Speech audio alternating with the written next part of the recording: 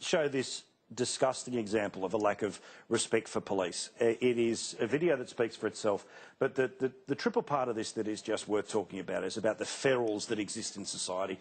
Number one, they talk to police like this. Number two, they film it. Number three, they put it up on the internet and then seem shocked when someone charges them. Have a look. See you later. That's what your mum said to me last night. All right, just remember you make sure you record that. Yeah, make sure you record that. Look at this ganger smoking his cock and rock. Listen, thanks for... Get dog! See you later, you fucking dog. I fucked your mum last night and I banged her in the asshole. Thank you for sucking my dick. Thank you for sucking my dick. Ta-da! See you later. Keep her ass abused. Hugh, that makes me crook. Yeah, it makes me crook too.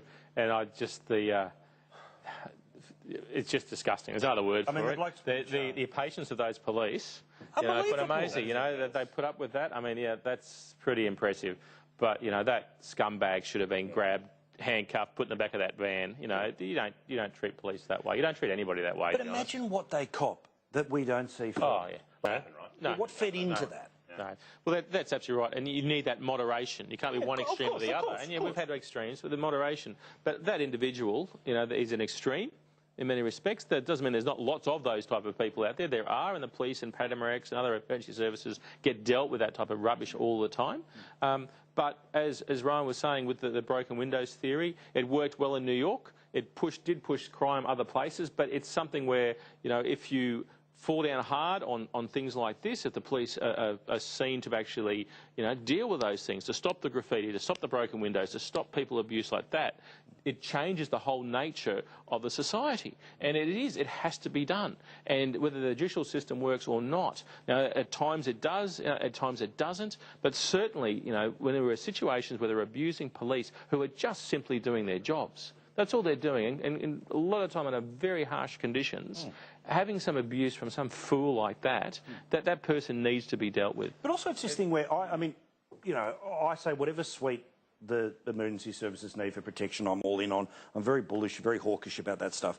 But also it's a thing where, it's understandable that somebody, while being arrested, might get a little bit wordy or rude, I understand that. But when it's as consistent as that, there needs to be some ability to... Oh, that's a career person. This isn't somebody who's just doing it, mate, right? Yeah. This is a career criminal. But also you've got to go back to his childhood, you've got to go back to his education, his schooling. You can guarantee he was like that, or not quite as bad, but probably maybe even as bad with his teachers, but the teachers weren't allowed to do anything about it. That's what I'm saying. So he wasn't kicked out of the school, he was kept there, and he was told, oh, well, you're an entitled, privileged, special kid who, for whatever reason, your culture, your ethnicity... But you don't know that. You don't know that. You're giving this opinion on something you have no idea about that man's background. All you've got is the evidence of what he's saying. Exactly. He could have gone to a private school and be spoiled and all the way through. He could have actually, had his parents abandon him as a child. We have no idea what his background is. Just say allegedly. Just say allegedly. Allegedly, Clearly